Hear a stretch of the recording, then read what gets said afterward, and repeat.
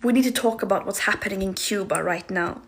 As the Trump administration is waging illegitimate wars across the world, killing countless of people, it is also strangling the Cuban people, deliberately, methodically, and openly. The pedophile Trump himself bragged about it, saying, "There's an embargo, there is no oil, there's no money, there's no anything." He said it like it was something to be proud of, while millions of people have been plunged into darkness by rolling blackouts, while hospitals lose power, while ambulances run out of fuel, while shelves go empty. The United Nations has warned of imminent humanitarian crisis. Intensive care units and emergency rooms are compromised. Newborns, the elderly, the sick, all paying the price. This is not an accident or an unfortunate side effect of some policy disagreement.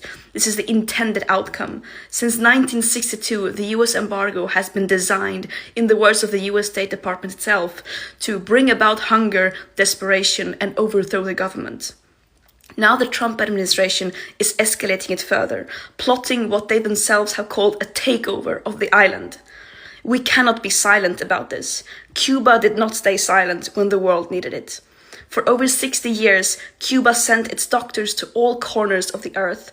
Cuban medical workers fought Ebola in West Africa. They responded to disasters in Haiti. They trained generations of doctors from all over the world. When liberation movements were fighting for independence from colonial rule across Africa and much of the world was looking the other way, Cuba stood in solidarity, not just in words, but in action, with real material support. Cuba stood up for the world, and now it is time for the world to stand up for Cuba. On the 21st of March, the Nuestra America convoy arrives in Havana, carrying humanitarian aid by air, land, and sea.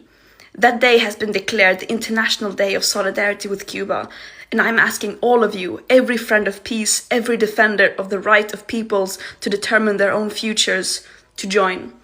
Wherever you are in the world, go to your local US embassy and make your voice heard. Find your local Cuba Solidarity Network, organize something in your community, show up, because the right of the Cuban people to build their own society, free from siege and economic sabotage, is not a matter of partisanship, it is a matter of basic human dignity. The people in power do not act unless we compel them to. And so now we compel them. Together we say it loudly and clearly, Cuba sí, bloqueo no.